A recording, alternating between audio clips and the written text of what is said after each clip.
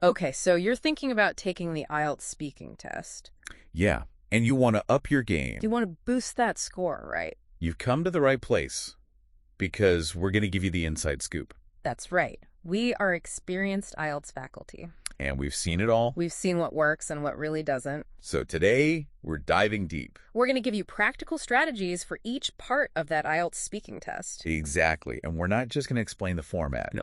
We're going to dig into how you can earn those higher band scores. Yes, we are. By really understanding what makes a response shine. Yeah, what makes a successful response? Exactly. So we'll break it all down for you. We'll take you through all three parts. Yeah, the introduction and interview. The long turn. And the discussion. And as we go along, we'll keep in mind those 4 key things that examiners are looking at. Yes, those 4 assessment criteria. Exactly. Your fluency and coherence. Your lexical resource. It's just a fancy way of saying vocabulary. Right. Grammatical range and accuracy. And, of course, your pronunciation. Okay, let's unpack part 1. Okay. Part 1, that introduction and interview. That's all about getting you comfortable. Yeah, just warming up a little bit. That focuses on those general familiar topics. Yeah, things like where you live, your job, studies, your hobbies, your interests. things like that.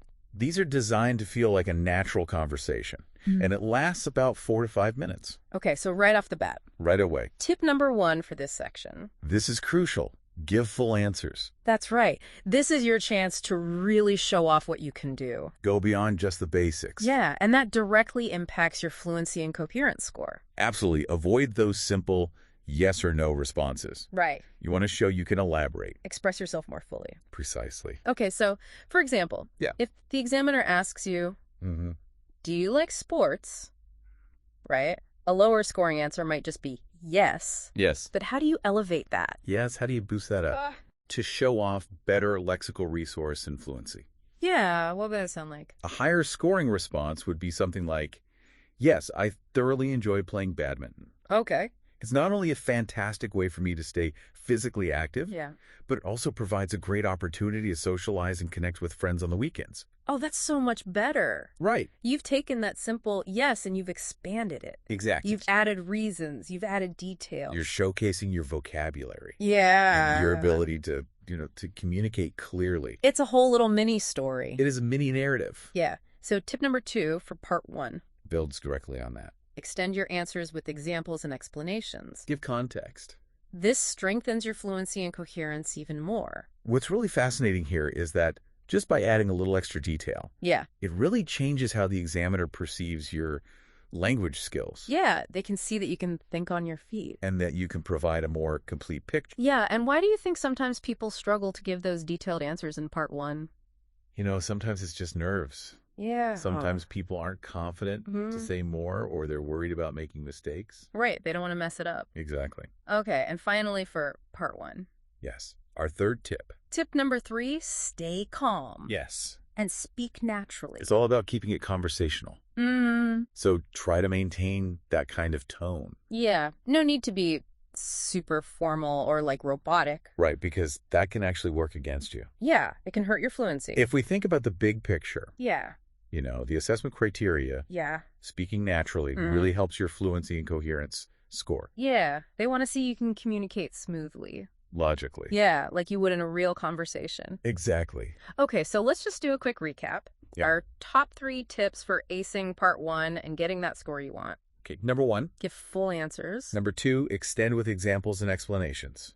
And number 3, keep it natural. Keep it conversational. Exactly. Okay, so now let's move on. Let's move on to part 2, the long turn. This one requires a bit of a different skill set. Yeah, this is more about a structured monologue.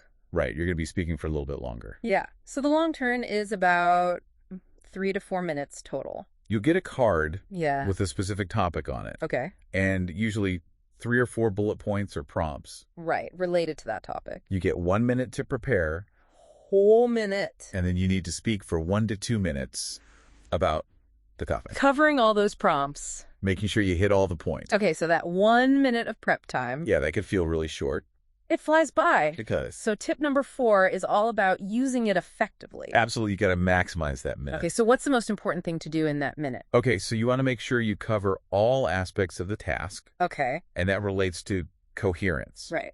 So our 4th tip is use that minute to jot down key points related to each prompt on the card. Okay, so not full sentences. No. Just keywords. Keywords, ideas to guide you. Okay, that makes sense. This way you don't forget to address any part of the task, which directly affects your coherence score. So it's like a little roadmap. It is a mini roadmap. For your talk. Exactly. Okay, so once you start speaking, how should you structure your response? Right, so you want to make sure everything is clear. Yeah, and logical. That's key for fluency and coherence.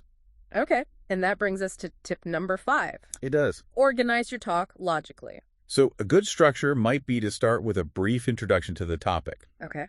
Then address each of the main points from the task card in a clear order, and then finish with a short conclusion. Okay, so it's like beginning, middle, and end. Exactly. Yeah. This helps the examiner follow your train of thought. Can you give us an example? Sure. Like, say the topic is describing a memorable holiday. Okay, so you might start by saying, I'd like to describe a particularly memorable holiday I took to... Okay, so that sets it up. That's your introduction. Right. Then you address those prompts. Okay. Maybe talk about where you went, who you went with, what were the main activities you did. Yeah, what made it so memorable. Exactly. And then you could conclude by briefly saying why it was so special. Okay, so it's all nice and organized. It's structured. Yeah, that sounds a lot less scary than just, trying to talk for 2 minutes with no plan. It definitely helps to have a plan. Okay, and our 6th tip for part 2. Yeah. This one's pretty straightforward. But crucial. Speak for the full 1 to 2 minutes. Even if you feel like you've covered everything, try to elaborate a little more. Give an extra detail. Or explain a feeling. Yeah, give another example. This shows fluency. Yeah, and it lets you show off more of your vocabulary and grammar skills. Exactly. And it's a good idea to record yourself. Yes, recording yourself practicing can be really helpful. Yeah. You can see where you tend to stop short. Yeah. Do you find yourself rushing? Yeah. Okay, let's recap our strategies for part 2. Okay. Use your preparation time to plan. Organize your talk with a clear structure. Intro, main points, conclusion. And speak for the whole time. Don't stop early. Keep going. Okay, we're on the home stretch now. We are. We're moving on to the final part. Part 3, the discussion. Okay, so how is this different? This is where we get a little more abstract. Okay. It's about a 4 to 5 minute conversation. Okay. And the examiner is going to ask you broader questions related to that topic from part 2. Okay. This is where they really assess your ability to discuss more complex issues. Okay. Express your opinions, and you're going to need to draw on a wider range of vocabulary. Right, you're going to use that lexical resource. And show off your grammatical range. So, for example, if part 2 asked you to describe an advertisement, what kind of questions could come up in part 3? So they might ask you about the impact of advertising on society. Oh, right. Or ethical considerations in marketing. Yeah, like if it's right or wrong. Exactly. Or how advertising has changed over time. Okay, so these are bigger questions. They are. You have to think beyond your personal experience. Okay, so that's a big jump. It is. From just describing something you saw. Right. So how do you approach these more analytical questions? Yeah, you want to show you can think deeply. Yeah, and that's important for a high score. Absolutely. Across all the criteria. Okay, so that's tip number 8. Tip number 8. Justify your opinions. Yeah. Give reasons and examples. Don't just say what you think. Right. Explain why you think that way. Okay, give evidence. Back up your points. Okay, that makes sense. This shows a deeper level of thinking and more sophisticated language use. Okay, so let's say they ask you, do you think advertisements have a big influence on people's buying decisions? Right. A lower scoring answer might just be, yes, I think so. Right. Pretty basic. So how do you turn that into a high band response? Yeah. How do you justify your opinion? A higher scoring answer would explain how advertisements influence those decisions. Okay. You could say something like, they create desire by linking products to certain lifestyles or aspirations. Okay. Yeah, like you want to be like the people in the ad. Exactly. Yeah. Or you could talk about how ads inform people about new products or features they might not have known about. Okay. But it's also good to mention that personal needs and budgets play a role too. Right. You could even give an example of an ad that you think is really effective. Or manipulative. Exactly. Okay, so you're showing that you can think about it from different angles. You're demonstrating a wider range of language. And more complex thinking. Phew. That's what they're looking for. Okay, so our final tip for part 3, number 9. Yes. Is to engage in a natural conversation with the examiner. This is a little different from part 1. Okay, how? Part 1 is more of a warm-up chat. Yeah. Part 3 is a real discussion. Okay. Going back and forth. About these big ideas. Exactly. You need to listen carefully. Respond thoughtfully. And don't be afraid to ask for clarification. Okay. Show them you can discuss ideas effectively. Yeah. And that will boost your fluency and coherence score. Okay, so let's summarize our strategies for part 3. Ready. Be ready to discuss those abstract issues. Connected to the topic from part 2. Always justify your opinions. Give those reasons and examples. And engage in that natural conversation. It's a dialogue. With the examiner. Exactly. Okay, so now, to really see how this all works in practice... Yes, let's look at some examples. High band versus low band answers. Across all 3 parts. This is where it all comes together. It really highlights what the examiners are looking for. For all 4 assessment criteria. Okay, let's start with part 1. Okay. And a simple question. Okay. Where are you from? Okay, so what would a high band answer sound like for that? So we're talking band 8 or 9. Okay. They're showing strong fluency. Good lexical resource. And grammatical range. Okay, what would that sound like? It might sound something like this. I hail from a small town called XYZ in Malaysia. Okay.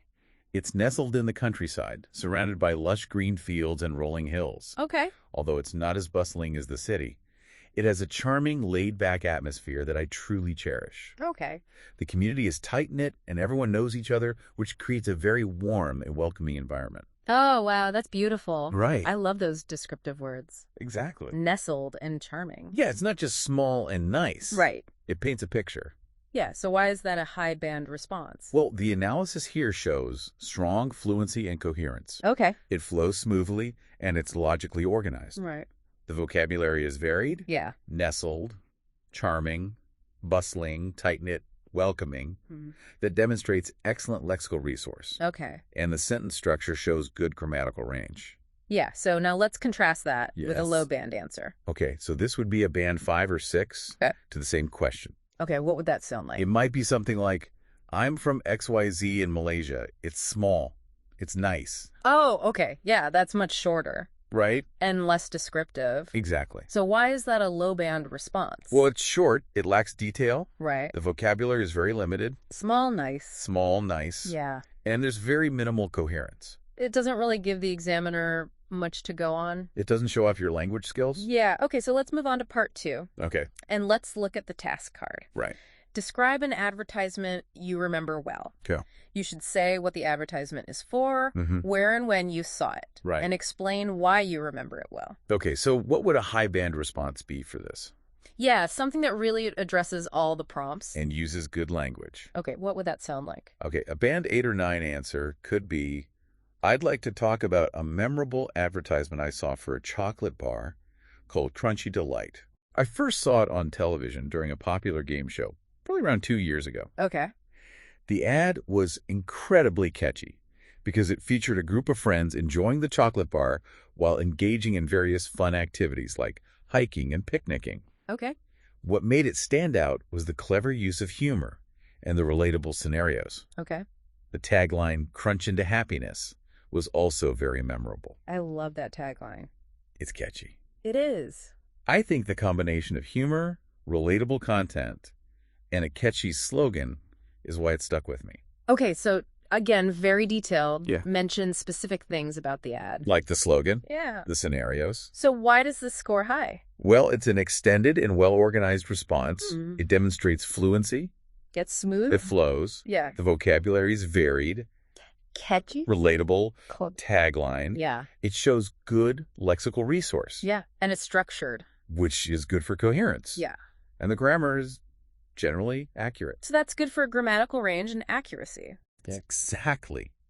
Now let's hear a lower band attempt. Okay, band 5 or 6?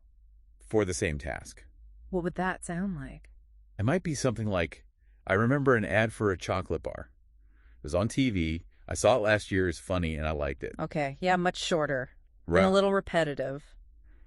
It doesn't give us much detail. So what are the issues here? It's brief. Yeah. It lacks detail. It's repetitive. Yeah. And the vocabulary is limited. Yeah. And there's not much coherence. It doesn't really answer the prompt fully. No, it doesn't give us much evidence of grammatical range either. Okay. We actually have another example of a low band part 2 response. Oh, interesting. This time for the topic, describe your favorite movie. Okay, let's hear that. This one really highlights some common issues. My favorite film is 3 Idiots. I like this film a lot. And it made me laughing and crying at the same time. It is the story of the three friends. It's called The Three Idiots. It tells about how they become friends in one engineering college. It has many funny scenes in it. My favorite funny scene in the movie is about one student. He's not knowing Hindi properly. He have to give a speech in Hindi, and all the audience start laughing at him when he makes many mistakes in that speech. So all audience start laughing at him. Long pause. Later he come to know that the speech which he was given was not her speech. Her speech. It was written by the three friends. They played a joke in him and put all wrong Hindi words in it. Oh, wow. There are lots of hesitations in there. There are. Some grammatical errors. Which really affect the fluency and grammatical accuracy scores. So what's the analysis here? Okay, so we see a lot of pauses and hesitations. Yeah. Those E and That really impacts the fluency. Yeah. There's repetition. Yeah, that funny. And the vocabulary is limited. There are also grammatical errors. Yeah, like make me laughing. Right, and they is called. Yeah. So that shows weak grammatical range and accuracy. It's not very well organized either. No, the flow is disjointed. Yeah, it's all over the place. Which indicates poor coherence. So it's really falling short in almost every area. It is, unfortunately. Okay, so that really shows the difference. It does. Between a high band and a low band response. Yeah. Okay, so let's move on to part 3. Right. And let's look at this question. Okay. Do you think advertisements have a big influence on people's buying decisions? Okay. What would a high band answer sound like for this? Something that's analytical? Yeah, that shows a good command of language. A band 8 or 9 answer might be absolutely. Advertisements play a significant role in influencing people's purchasing decisions. Okay. They're designed to create desire and need, often by associating products with positive emotions, lifestyles, or social status. For instance, luxury car ads might show affluent individuals enjoying a high-end lifestyle. Yeah. Which can make consumers aspire to that lifestyle through purchasing the product. Moreover, advertisements can inform consumers about new products or features they might not have known about otherwise. Okay. However, it's also important to note that while ads can influence personal needs, budget, and word-of-mouth recommendations, also heavily impact buying decisions. Okay, so that's a really well thought out answer. It is. It's quite nuanced. It considers different perspectives. Yeah, it shows a good understanding of those abstract concepts. Exactly. So why is it a high band response? Well, the analysis highlights strong fluency and coherence. The ideas flow logically. Yeah. And there are good connecting phrases. Right. The vocabulary is strong. Yeah, words like affluent, aspiring, purchasing recommendations. That's good lexical resource. Okay. The sentences are complex. Can you give me an example? Sure, like they are designed to create desire and need, often by associating products with positive emotions, lifestyles, or social status. Wow. Yeah, that's a long sentence. It is, but it's grammatically accurate. Yeah. So that shows good grammatical range and accuracy. Okay. And the whole response is analytical. Yeah. Which is what you want for part 3. Okay, so let's hear a low band response. Yeah, a band 5 or 6. For this same question. Okay, it could be something like, yes, ads make people want to buy things. They show nice things, and people like them. Okay. Very simple. Very simplistic. Yeah, compared to the other one. Right. So why is this a low band answer? Well, it's short. Yeah. It lacks depth.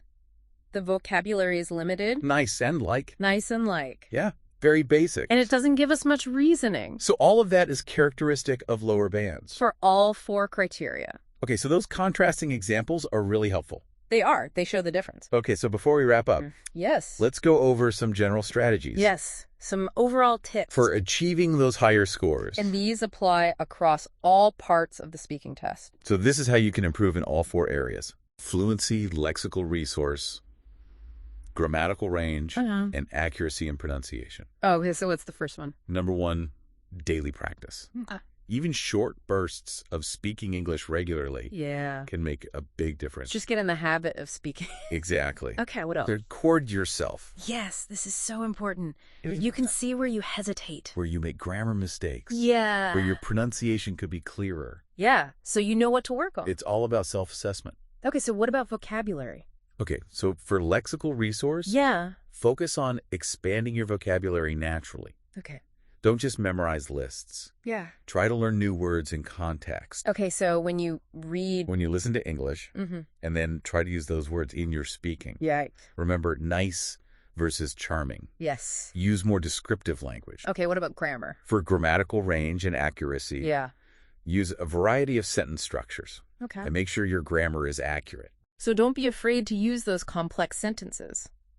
Yeah, but make sure they're correct. Right. Even small errors can hurt your score. Okay, so it's a balance. It is. Okay, and pronunciation. This is a big one. Yeah. Work on clear pronunciation. Yeah, so even if you have an accent, Right. you can still be clear.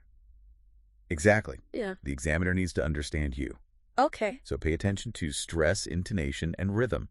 And there are lots of resources out there. Yeah, online exercises, all sorts of things. Okay, and this is important. Yes. Don't memorize answers. Examiners can spot that a mile away. Yeah. And it could actually lower your score. Because it doesn't show your real ability. Exactly. Okay, so what should you do instead? Practice thinking on your feet. Yeah, be spontaneous. And respond naturally. Okay, and one last tip. Yes. Simulate test conditions. Practice like it's the real thing. Yeah. This will help you manage your nerves. Okay, so you get used to the timing and the format. So you can do your best on test day. Okay, so let's summarize all of this. Yeah, let's bring it all together. All those key actionable tips. For improving your IELTS speaking scores.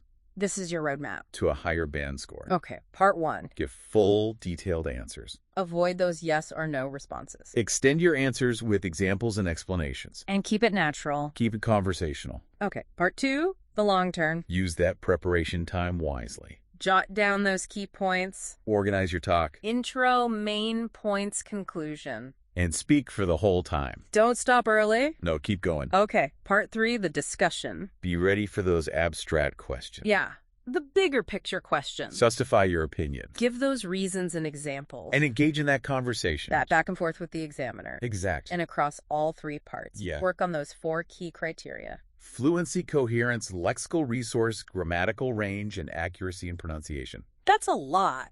It is, but you can do it. Okay, so fluency and coherence. Speak smoothly. Yeah. Logically connect your ideas. Okay. Lexical resource. Use a wide range of vocabulary. Naturally and accurately. Yes. Grammatical range and accuracy. Use varied sentence structures. Correctly. And minimize those errors. And pronunciation. Speak clearly. So the examiner can understand you. Exactly. Okay, so remember. Consistent practice is key. Don't memorize answers. No. Think on your feet. Be spontaneous. And practice in test conditions. So you're prepared for anything. Exactly. This has been such a helpful deep dive.